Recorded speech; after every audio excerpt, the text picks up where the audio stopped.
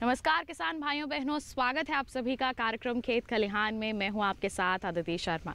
किसान भाइयों बहनों, जैसा कि आप सभी जानते हैं, हमारे इस कार्यक्रम के जरिए हम आप तक पहुंचाते हैं कृषि जगत से जुड़ी सभी महत्वपूर्ण जानकारियां, ताकि आप लोग उनसे लाभान्वित हो सकें। आज के हमारे इस कार्यक्रम में भी हम ऐसी ही कुछ महत्वपूर्ण जानकारियाँ आपके लिए लेकर आए हैं। आज हम आपको सबसे पहले बताएंगे ग्रीष्मकालीन दलहनी फसलों में बीज एवं खाद प्रबंधन के बारे में, और फिर आपको जानकारी देंगे समन्वित कीट प्रबंधन के बारे में। तो फिर आइए आज के हमारे इस कार्यक्रम की शुरुआत करते हैं। किसान भाइयों बहनों, जब भी हम बात करते हैं ग्रीष्मकालीन दलहनी फसलों के बारे में तो नाम आता है मूंग का। मूंग की खेती आप बेहतर तरीके से किस प्रकार कर सकते हैं और इसका अच्छा उत्पादन आप किस प्रकार हासिल कर सकते हैं, इन सब के बारे में विस्तार से जानकारी देने के लिए इस वक्त हमारे साथ मौजूद हैं भारतीय कृषि अनुसंधान संस्थान पूसा के अनुवांशिकी संभाग के प्रधान वैज्ञानिक डॉक्टर एच.के. दीक्षित जी। डॉक्टर दीक्षित, बहुत बहुत स्वागत है आपका। डॉक्टर दीक्षित, हम सबसे पहले तो आपसे जानना चाहेंगे, ग्रीष्मकालीन मूंग की जब हम बात करते हैं तो हमारे जो किसान भाई बहन हैं वो उसकी बुआई कब कर सकते हैं, उसकी बुआई का उचित समय क्या होता है, इसके बारे में हमारे दर्शकों को जानकारी दीजिए। पहले तो मैं ये बताना चाहूँगा कि किसान भाई मूंग की फसल लगाकर ना केवल अधिक लाभ कमा सकते हैं बल्कि भूमि की उर्वर क्षमता भी बढ़ा सकते हैं। सामान्यतः मूंग की बुआई सरसों और गन्ने के बाद 15 से 25 मार्च तक कर देनी चाहिए, और अगर हम मूंग को गेहूं के बाद बोना चाहते हैं तो हमें शीघ्र पकने वाले गेहूं के बाद मूंग को 10 अप्रैल तक बो देना चाहिए। समय से बुआई करना ग्रीष्म और जायद मौसम में बहुत ही आवश्यक है, क्योंकि तापमान अधिक बढ़ने के साथ फसल की बढ़वार और फूल रुक जाती है तथा फूल गिरने लगते हैं। इसलिए हमें समय से मूंग की बुआई करनी चाहिए। देखिए किसान भाइयों बहनों, अभी हमारे विशेषज्ञ ने जानकारी दी है कि अगर आप मूंग की खेती करते हैं तो इससे आपकी मिट्टी की उर्वरा शक्ति में भी बढ़ोतरी होती है, वो भी काफ़ी अच्छी हो जाती है, और साथ ही साथ अगर आप समय पर इसकी बुआई कर लें तो ये आपके लिए फ़ायदेमंद साबित हो सकती है। डॉक्टर दीक्षित, अब आपसे जानना चाहेंगे, ये तो बता दिया आपने कि समय क्या होता है उपयुक्त, अब हमें बताइए हमारे जो किसान भाई बहन हैं वो कौन कौन सी उन्नत प्रजातियों का चयन कर सकते हैं। अलग अलग क्षेत्रों के लिए अलग अलग मूंग की प्रजातियाँ विकसित की गई हैं। जैसे भारत के नॉर्थ ईस्ट प्लेन जोन, जैसे बिहार, बंगाल, यहाँ सब, वहाँ के लिए हम PDM 139 लगाते हैं, जिसको सम्राट भी कहते हैं। नॉर्थ वेस्ट प्लेन जोन, जहाँ हम खड़े हैं, दिल्ली, राजस्थान, हरियाणा, यहाँ के लिए जो प्रजातियाँ संस्तुत हैं उनमें है पूसा विशाल, पूसा 9531। इसके अलावा हम पूसा 0672 को भी लगा सकते हैं, और IIPR की एक वैरायटी है पूसा 02-3। ये प्रजातियाँ जायद और गर्मियों में, ग्रीष्मकाल में अच्छी उपज देती हैं। इनको अगर हम ठीक से लगाएं, फसल प्रबंधन उचित करें तो प्रति हेक्टेयर हम 60 से 65 दिन में 20 से 25 हज़ार रुपये कमा सकते हैं किसान भाई, और भूमि का भी सुधार कर सकते हैं। गेहूं धान फसल चक्र के बीच में नई फसल लगा के बीमारियों का प्रकोप भी घटा सकते हैं। तो देखिए किसान भाइयों बहनों, हमारे विशेषज्ञ का कहना है कि मूंग की फसल जो है ये कई मायनों में आपके लिए लाभकारी साबित हो सकती है। अभी हमारे विशेषज्ञ ने इसकी उन्नत प्रजातियों के बारे में आपको जानकारी दी है। अपने क्षेत्र के अनुसार आप कौन कौन सी उन्नत प्रजातियों का चयन कर सकते हैं, इसके बारे में अभी आपको बताया है। तो डॉक्टर दीक्षित, हमने बात कर ली प्रजातियों के बारे में। अब अगर हमारे किसानों को हम जानकारी देना चाहें बीज के बारे में, कितनी बीज दर का इस्तेमाल करना चाहिए अगर ये खेती करना चाहते हैं, शुरुआत करना चाहते हैं बुआई के लिए? मूंग की बुआई के लिए हमें इस मौसम में 20 से 25 किलोग्राम बीज प्रति हेक्टेयर की दर से लगाया जाता है। बीजों को बुआई से पहले हमें बीज शोधन करना चाहिए, सीड ट्रीटमेंट करना चाहिए। सीड ट्रीटमेंट हमें राइजोबियम से भी करना चाहिए और फंजीसाइड और इंसेक्टिसाइड से भी करना चाहिए। फंजीसाइड्स में बेविस्टीन, थिराम, इनसे सीड ट्रीट करते हैं। इंसेक्टिसाइड के लिए इमिडाक्लोप्रिड यूज़ करते हैं 2 से 3 ml पर kg सीड के साथ। बीज शोधन के बाद बीज की बुआई कतारों में करनी चाहिए। कतार से कतार की दूरी 30 सेंटीमीटर होनी चाहिए। पौधे से पौधे की दूरी 10 सेंटीमीटर होनी चाहिए। बीज शोधन के बाद, बीज बुआई के बाद हमें खेत में वो हर्बिसाइड डालना चाहिए, खरपतवार नाशक। खरपतवार नाशक जो हम डालेंगे वो हमारी फसल को 20 से 25 दिन तक खरपतवार मुक्त रखेगा। चौड़े पत्ते वाले खरपतवारों से ज़्यादा नुकसान होता है, उसके लिए हम लोग पेंडिमिथिलिन डालते हैं 1 kg पर हेक्टेयर के दर से। इसको 500 से 600 लीटर पानी में मिला के पूरे खेत में स्प्रे करते हैं। बुआई के 6-7 दिन के बाद जमाव होता है। जमाव के बाद धीरे धीरे फसल बढ़ती है। जब फसल हमारी 20 से 25 दिन की हो जाए तो हल्की निराई गुड़ाई करनी चाहिए। हल्की निराई गुड़ाई करने के बाद फिर हमें इसमें इंसेक्टिसाइड का स्प्रे करना चाहिए।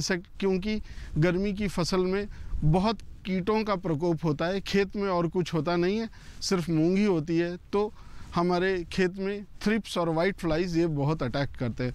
वाइट फ्लाइज तो सकिंग पेस्ट है, वो रस चूसती है।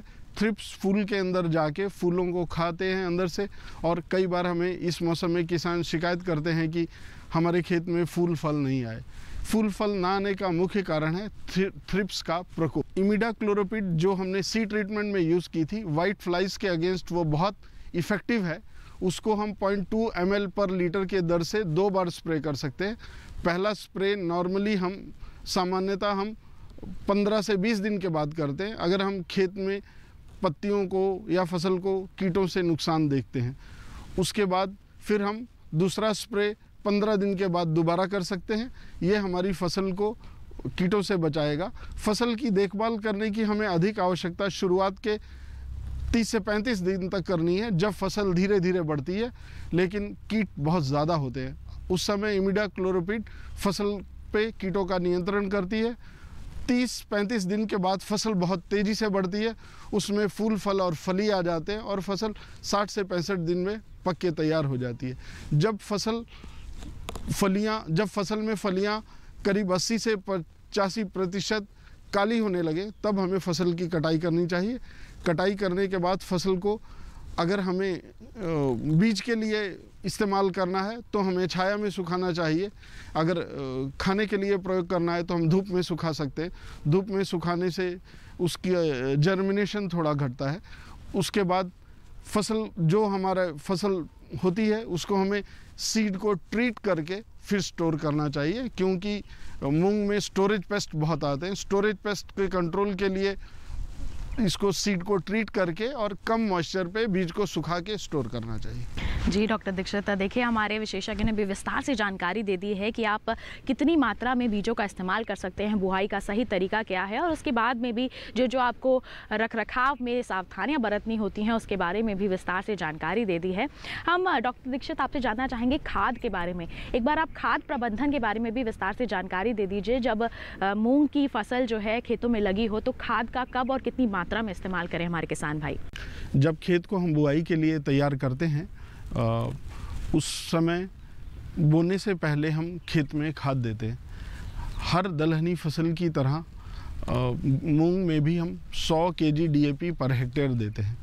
100 kg DAP पर हेक्टेयर देने से फसल की खाद की आवश्यकताओं की पूर्ति हो जाती है। और जो ऐसे सॉइल्स हैं, भूमि है जिसमें जिंक की कमी है, वहाँ 25 kg पर हेक्टेयर की दर से जिंक सल्फेट भी दिया जाता है। सारी की सारी खाद हम बुआई के पहले देते हैं। DAP से फसल को शुरुआती विकास के लिए आवश्यक नाइट्रोजन प्राप्त हो जाती है।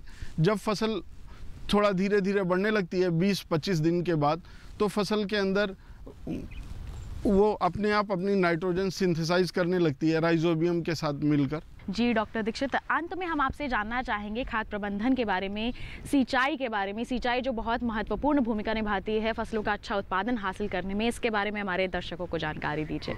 सिंचाई से पहले मैं ये बताना चाहूँगा कि हमें अपनी फसल के ऊपर जब फूल फल आए तो थायामीथेक्सोन का स्प्रे करना चाहिए। थायामीथेक्सोन से थ्रिप्स नष्ट होते हैं और फूल फलों का अच्छा विकास होता है। जहाँ तक सिंचाई का सवाल है, एक बात तो बिल्कुल स्पष्ट है, इस मौसम में मूंग की फसल को सिर्फ और सिर्फ सिंचित क्षेत्रों में ही बोना चाहिए। मूंग को प्रॉपर जर्मिनेशन के लिए बीज आएँ, इसके लिए हमें एक पलेवा देना चाहिए जिसको प्री सोइंग इरिगेशन कहते हैं। उससे हमारे बीजों का उचित जमाव सुनिश्चित होगा। पहला पानी हम 20 से 25 दिन के बाद देते हैं, फिर उसके 10 दिन के बाद और एक पानी दे सकते हैं। सामान्यतः हमें 2 से 3 पानी की आवश्यकता होती है इस सीज़न में। और पानी की आवश्यकता भूमि के हिसाब से अलग अलग होती है। जो लाइट सॉइल्स हैं, जो हल्की भूमि है, उसमें एक आध पानी और देना पड़ सकता है, पर 2 से 3 पानी तो आवश्यक है। पानी की कमी फूल फल बनने के समय बिल्कुल भी नहीं होनी चाहिए, नहीं तो उपज घट जाएगी। जी डॉक्टर दीक्षित, आपने बहुत ही महत्वपूर्ण जानकारियां दी हैं हमारे किसान भाइयों बहनों को मूंग की खेती से संबंधित। बहुत बहुत धन्यवाद आपका। तो देखिए किसान भाइयों बहनों, अभी हमारे विशेषज्ञ ने आपको विस्तार से जानकारी दी है कि आप मूंग की खेती करते वक्त कौन कौन सी मुख्य सावधानियां जो हैं वो बरत सकते हैं, जिससे आपको इसका अच्छा और बेहतर गुणवत्ता वाला उत्पादन जो है वो हासिल हो सके। अब किसान भाइयों बहनों, कार्यक्रम में वक्त हो चला है एक छोटे से ब्रेक का। आप कहीं मत जाइएगा। ब्रेक के बाद हम आपको जानकारी देंगे समन्वित कीट प्रबंधन के बारे में। बने रहिए दूरदर्शन किसान पर और देखते रहिए हमारा कार्यक्रम खेत खलिहान। बीमारियों से कैसे बचेगी फसल, मवेशियों की मुश्किलों का क्या है हल, कहां से लाएं बीज, कितनी लगेगी खाद, किसानों के हर फोन का विशेषज्ञ देंगे जवाब। देखिए हेलो किसान लाइव सोमवार से शुक्रवार शाम 6 बजे। हर गांव पर नजर, हर तकनीक पर पकड़, खबर मौसम की हो या हो हाट बाजार, दिखाएंगे देश की प्रमुख हलचल और खेती किसानी से जुड़ी हर बात। देखिए किसान समाचार रोजाना दोपहर 1:30 पर और शाम 7 बजे। ब्रेक के बाद किसान भाइयों बहनों, आप सभी का स्वागत है कार्यक्रम खेत खलिहान में। कार्यक्रम के इस भाग में किसान भाइयों बहनों, हम आपको जानकारी देने वाले हैं समन्वित कीट प्रबंधन के बारे में, और इसके बारे में हम चर्चा करने के लिए आए हैं भारतीय कृषि अनुसंधान संस्थान पूसा के कीट विज्ञान संभाग में। और यहाँ पर इस वक्त हमारे साथ मौजूद हैं यहाँ के प्रधान वैज्ञानिक डॉक्टर सुभाष चंद्र जी। डॉक्टर सुभाष, बहुत बहुत स्वागत है आपका कार्यक्रम में। डॉक्टर सुभाष, हम सबसे पहले तो आपसे जानना चाहेंगे कि अगर जब हम बात करते हैं समन्वित कीट प्रबंधन के बारे में, तो इसके बारे में हमारे दर्शकों को बताइए, ये होता क्या है? जहाँ तक समन्वित कीट प्रबंधन का सवाल है, तो जैसे हम जानते हैं कि कीड़े और बीमारियां हमारी फसलों को काफ़ी नुकसान करते हैं और अच्छी उपज लेने के लिए इनका प्रभावी प्रबंधन जरूरी हो जाता है। लेकिन जब कीड़े और बीमारियों की बात आती है तो किसान भाइयों का ध्यान एकदम कीटनाशियों की तरफ जाता है, जो कि हमारे पर्यावरण को काफ़ी नुकसान करते हैं। इसीलिए इनके दुष्प्रभावों को देखते हुए आजकल हम समन्वित कीट प्रबंधन की बात करते हैं, जिसमें सिर्फ कीटनाशियों पर निर्भर ना रह के हम दूसरे वैकल्पिक तरीकों का प्रयोग करते हैं, जैसे प्रतिरोधी किस्में हैं और जैसे जैविक नियंत्रण है, फिरोमोन ट्रैप्स है और बायोपेस्टिसाइड्स है। तो उनका पहले प्रयोग करना चाहिए और कीटनाशियों का प्रयोग तभी करना चाहिए जब हम इन सब तरीकों से हम कीटों का प्रबंधन ना कर पाएँ। उसके लिए हमें लगातार कीटों की निगरानी करते रहना चाहिए और जब उनकी संख्या कम होती है तो उनका प्रबंधन करना आसान हो जाता है।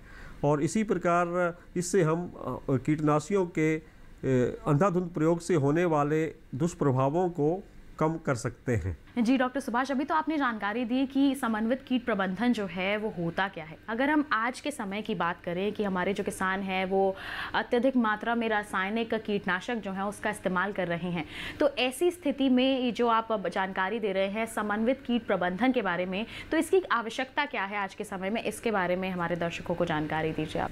किसान भाई कीट प्रबंधन के लिए कीटनाशकों का अंधाधुंध प्रयोग करते हैं, तो उससे हमारे पर्यावरण पर बहुत दुष्प्रभाव पड़ते हैं। इन दुष्प्रभावों में जैसे है कि कीटों में प्रतिरोध हो जाता है और हम बाद में जब हम कितना भी पेस्टिसाइड यूज़ करें तो हम उनका नियंत्रण नहीं कर पाते। दूसरे, हमारी फसल पे सिर्फ हानिकारक कीड़े ही नहीं होते, बहुत से मित्र जीव भी होते हैं जिनको हम किसान के मित्र कहते हैं, जैसे मकड़ियाँ हैं या परजीवी भृंग होते हैं, वो भी कीटनाशियों के प्रयोग से मर जाते हैं।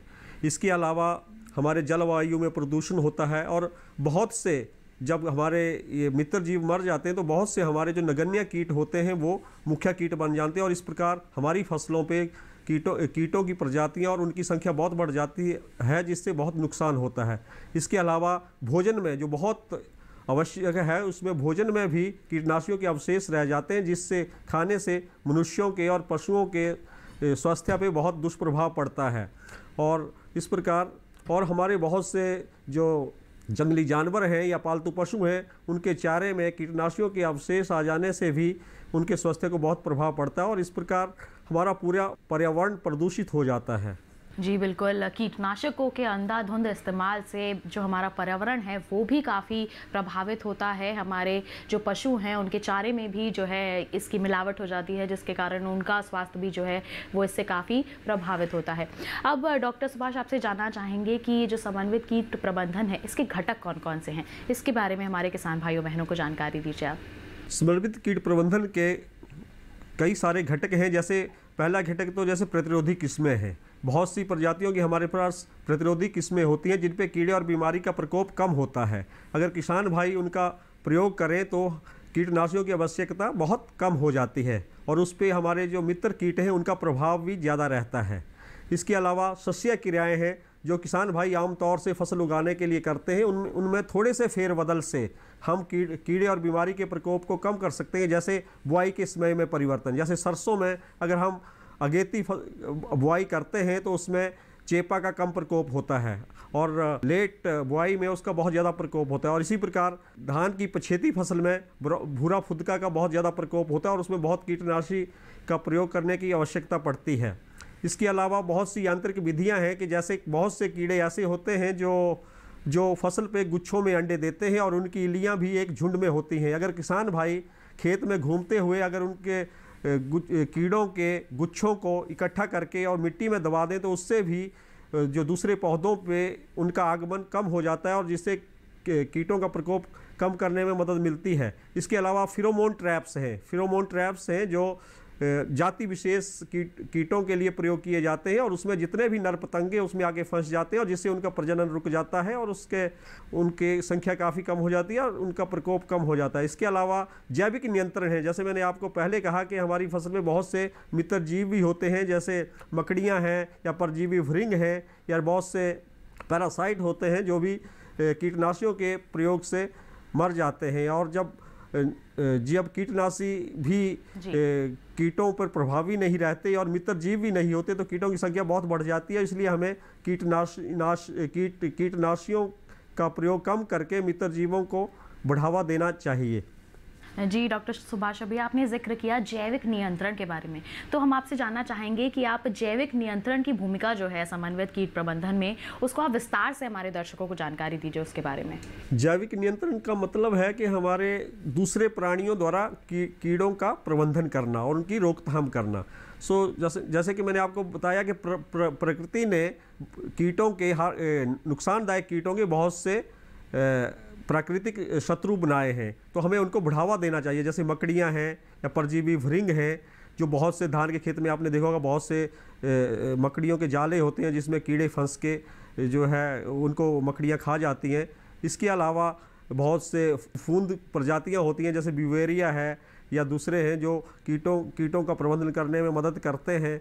इसके अलावा बहुत से जैसे ट्राइकोग्रामा है, ट्राइकोग्रामा को भी हम ट्राइको कार्ड का प्रयोग कर सकते हैं और उसके कार्ड खेत में चिपका देते हैं जिससे उससे उनके ट्राइकोग्रामा के वयस्क निकल के हानिकारक कीड़ों के अंडों में अंडे दे देते हैं जिससे उनके अंडे ख़त्म हो जाते हैं। और इसी प्रकार हमें ये कहिए कि जब हम इनके बचाव पे पूरा ध्यान देना चाहिए कि हमें कीटनाशियों का प्रयोग तभी करना चाहिए और उन जगहों पे करना चाहिए जहाँ परजीवियों की संख्या कम हो। तो जैविक नियंत्रण का और जैसे बायोपेस्टिसाइड्स हैं, जैसे नीम है या दूसरे भी पौधों के जो अर्क होते हैं उनको भी हम प्रयोग कर सकते हैं। जी डॉक्टर सुभाष, अगर हम जैविक नियंत्रण के बाद बात करें कीटनाशियों की, तो इसकी भूमिका के बारे में हमें बताइए। कीटनाशियों की भी भूमिका जरूरी आवश्यक है, लेकिन यही है कि इनका प्रयोग पहली पसंद के रूप में नहीं करना चाहिए। इनका जब हम दूसरी विधियों से अगर कीटों का प्रबंधन ना कर पाएँ तभी हमें इनका प्रयोग करना चाहिए। इसलिए हमें लगातार अपनी फसल पे कीटों की निगरानी करते रहना चाहिए और जैसे ही उनकी संख्या बढ़ने लगे तब हमें कीटनाशियों का प्रयोग करना चाहिए। हर एक फसल में हर एक कीड़े के लिए हमारे पास कुछ आर्थिक स्तर नियमित किए गए हैं, तो क्योंकि हमेशा कुछ ना कुछ कीटों की संख्या फसल पे रहती है, लेकिन वो संख्या जो है ज़रूरी नहीं है कि नुकसान करे। इसलिए जब कीटों की संख्या ज़्यादा बढ़ने लगे और आर्थिक जो दहलीज स्तर है उससे ऊपर जाने लगे तभी हमें कीटनाशियों के प्रयोग पे ध्यान देना चाहिए। और जब कीटनाशियों का प्रयोग हम करें तो किसान भाइयों को बहुत सी सावधानियां रखनी चाहिए। एक तो अच्छी वही कीटनाशी प्रयोग करना चाहिए जिसकी संस्तुति की जाती है, और अच्छी कंपनी का खरीदें, और उसके साथ जो सूचना पत्र मिलता है उसको ज़रूर पढ़ें। और सुबह के समय कीटनाशियों का प्रयोग नहीं करना चाहिए क्योंकि उस टाइम मधुमक्खियों का फसल पे आगमन रहता है। सो अगर हम उसमें कीटनाशी का प्रयोग करते हैं तो उनको काफ़ी नुकसान होता है। और इसके अलावा किसान भाइयों को अपनी सुरक्षा पे भी ध्यान देना चाहिए कि अपने अंगों को, अपने मुंह को, हाथों को, पाँव को हमेशा ढक के रखना चाहिए। और कुछ भी छिड़काव करते वक्त कुछ भी खाना पीना नहीं चाहिए। इसके अलावा तेज़ हवा में छिड़काव नहीं करना चाहिए, और जब हवा धीमी हो तभी हवा की दिशा में छिड़काव करना चाहिए, क्योंकि हमने कई बार देखा है कि किसान भाई हवा की उल्टी दिशा में स्प्रे करते हैं और पूरा जो स्प्रे है उनकी शरीर पे गिरता है। और इसके अलावा कीटनाशियों के डिब्बों को बच्चों की पहुंच और घर वालों की पहुंच से दूर रखना चाहिए, और पशुओं की पहुंच से भी दूर रखना चाहिए, और को इधर उधर नहीं फेंकना चाहिए। उनको इकट्ठा करके किसी ऐसी जगह पे दफना जहाँ के पानी का स्रोत ना हो। जी डॉक्टर सुभाष, अभी आपने कीटनाशियों की भूमिका के बारे में जानकारी दी और साथ ही साथ हमारे किसान भाइयों बहनों को क्या क्या सावधानियां बरतनी चाहिए इसके बारे में भी आपने जानकारी दी। अंत में हम आपसे जानना चाहेंगे कि क्या सावधानियां जो हैं हमारे किसान कीट प्रबंधन करते वक्त कर सकें, उसके बारे में आप जानकारी दीजिए। किसान भाइयों को खाद और सिंचाई पर भी ध्यान देना चाहिए, क्योंकि किसान भाई, हमने देखा है कि किसान भाई ज़्यादातर नत्रजन खाद का ज़्यादा प्रयोग करते हैं, जिससे कीड़े और बीमारी के प्रकोप को काफ़ी बढ़ावा मिलता है। और इसके अलावा वो पोटाश का प्रयोग बिल्कुल भी नहीं करते। किसान भाइयों को संतुलित खाद के प्रयोग पे बल देना चाहिए, और पोटाश का प्रयोग ज़रूर करना चाहिए, क्योंकि उससे पौधों में कीट और बीमारियों को सहन करने की शक्ति बढ़ती है। इसके अलावा किसान भाइयों को जो है खेत में कभी भी कच्ची गोबर की खाद नहीं डालनी चाहिए, उसमें दीमक का प्रकोप बहुत ज़्यादा हो जाता है। गली सड़ी गोबर की खाद ही डालनी चाहिए।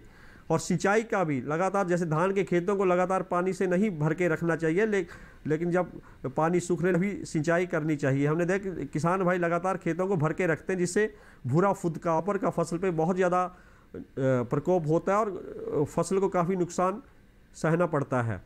इसके अलावा किसान भाई कीटनाशी का प्रयोग करने के बाद फल और सब्जी को तभी तोड़ना चाहिए जब उनका इंतजार काल ख़त्म हो रहा हो, क्योंकि इस इंतजार काल के अगर पहले तोड़ लेंगे तो उस पर कीटों के अवशेष, कीटनाशियों के अवशेष रहेंगे और जो हमारे स्वास्थ्य को काफ़ी नुकसान करेंगे। और सब्जी और फलों का प्रयोग अच्छी तरह धो के करना चाहिए। जी डॉक्टर सुभाष, आपका बहुत बहुत धन्यवाद। आप यहाँ पर हमारे साथ आए और आपने हमारे दर्शकों को कीट प्रबंधन के बारे में इतनी महत्वपूर्ण जानकारियाँ दी। बहुत बहुत धन्यवाद आपका। तो देखिए किसान भाइयों बहनों, अभी हमारे विशेषज्ञ ने आपको विस्तार से जानकारी दी है कि आप किस प्रकार कीट प्रबंधन कर सकते हैं, अपनी फसलों को कीटों से होने वाले नुकसान से किस प्रकार बचा सकते हैं। कार्यक्रम की शुरुआत में हमने आपको ग्रीष्मकालीन दलहनी फसल मूंग की खेती के बारे में बताया था, कैसे आप उसे बेहतर तरीके से करके उसका अच्छी गुणवत्ता वाला उत्पादन हासिल कर सकते हैं, इसके बारे में जानकारी दी थी। किसान भाइयों बहनों, आज के हमारे इस कार्यक्रम में बस इतना ही। हम उम्मीद करते हैं कि हमारे इस कार्यक्रम में हम जो भी जानकारी आप तक पहुँचाते हैं, आप लोग उसका भरपूर लाभ उठा रहे होंगे। अगले अंक में फिर होगी आपसे मुलाकात कुछ नई और महत्वपूर्ण जानकारियों के साथ। तब तक के लिए हमें दीजिए इजाजत। नमस्कार।